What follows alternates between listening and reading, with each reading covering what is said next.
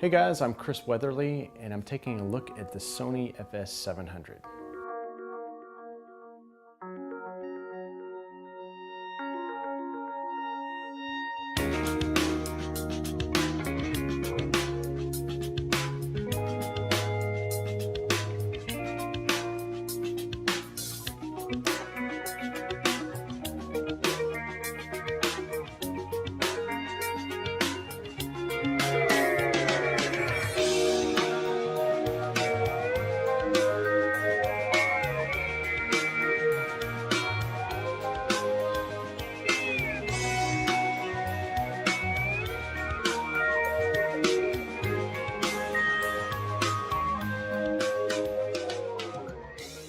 Of course, the FS700 is known for its variable frame rates and shooting from 60 to 120, 240, all the way up to 960, which is pretty much unusable if you're trying to go for HD.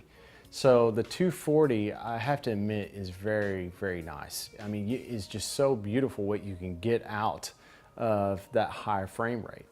Now, the first project I had and got to use this camera on was sort of a music video that included a dancer. And I thought it'd be very nice to have, a high frame rate, get some really nice slow motion shots of our dancer as she did her moves and so forth. So at first I was kind of hesitant to bring the camera in because I didn't know it, I hadn't used it yet. But thanks to the guys at Fathead Media, it was their camera. Brian and Damon came in, and with their expert knowledge on this camera, they made it so much easier. They assisted me and they did so many things on the shoot. And I think we really came away with some really nice footage.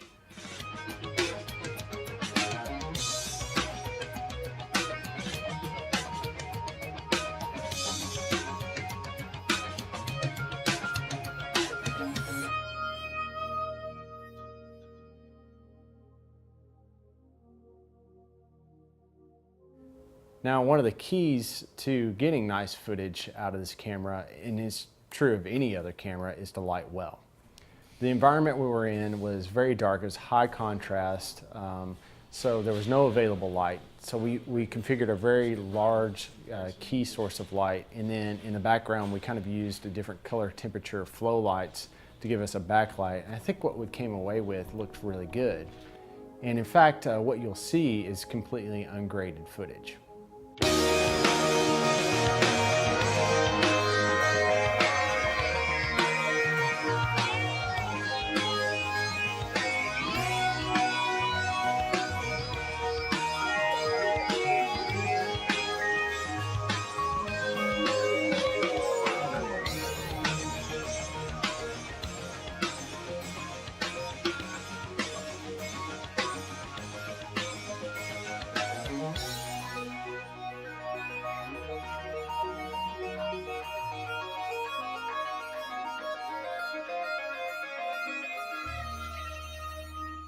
Now, we stuck to 120 frames per second on that first project because at 240, you actually get a flicker if you're shooting with studio lighting.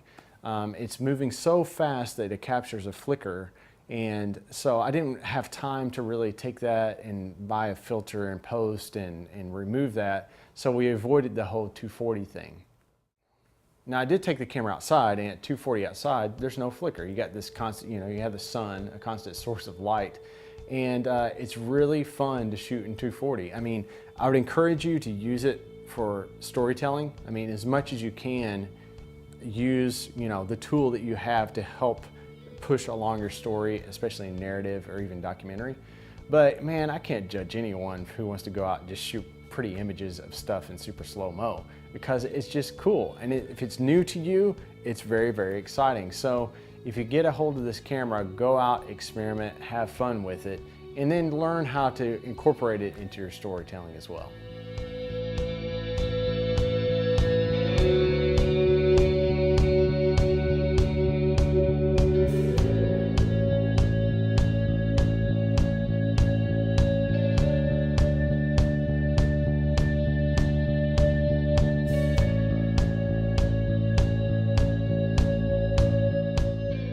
Now, some of the drawbacks of the camera are it is not ergonomic.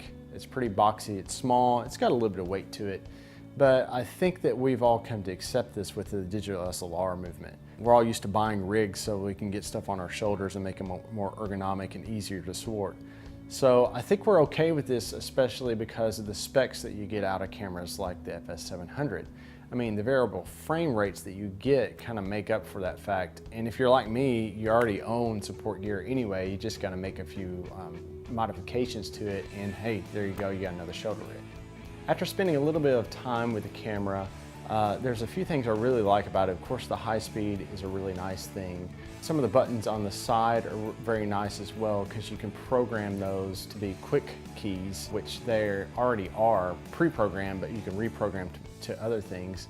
And then it took me a little while, but there's also another button that you can click to get into super slow-mo mode. For a while, I was just scrolling through the menu, and that's what I get for not reading the manual or watching any videos beforehand. But it is nice on the side that you can get to some very key things like peaking, zebras, and so forth just by touching a button. Now, the placement of the LCD screen has been a big complaint with folks on this, and I'd have to agree. You can flip it up, you can rotate it, but not even 360 degrees. And then once you turn it, you cannot tilt the screen any longer, and that's pretty frustrating. So while shooting with this camera, you're gonna need either an EVF or an external monitor to see what you're doing and get it into the correct position. The screen is also a little small. It is a touch screen, gives you playback abilities and other things to interact with. Don't love the loop that goes on top of it, the eyepiece. Pretty bulky, kind of plasticky. So again, I lean towards using my EVF over that. This camera does have HDMI out, it has SDI out, which is nice, it has both of those. It has built-in ND filters, built-in audio, obviously, and then continuous shooting. All these things are very nice to have, especially if you come from a background of like the 7D or 5D like I did. These things keep you from being limited on time and limited on the things that you can do with the camera. It also eliminates extra stuff you gotta buy to make the camera operate correctly, which is, you know, of course saves money, but also it saves the amount of stuff that you're hauling around with you on shoots, which I really like, because small, mobile, light is the way I try to shoot things, especially in documentary kind of situations. It'll be interesting to compare this camera with the new Canon C100 when they finally release it. They're both in the kind of the same price bracket, and I think the biggest difference, I'm just kind of guessing here, is that Canon will have that easy to make cinematic look, and then Sony's image, albeit good, it's just a little bit, it takes more tweaking in post to make it look more cinematic. The other disadvantage that Canon has is it does not have any overcranking abilities, and that's where the Sony just crushes that camera, at least right now on paper, is it has far more tricks up its sleeve if it comes to higher frame rates and you really need that. The Sony is, you know, by far the camera to go with. So hold on, this big wave will wash us all ashore with nothing left to save. So leave here and be brave. There's nothing more in store for a man that never gave. So go find a remedy, a medicine, we all agree. And you should know I'm just a stone's throw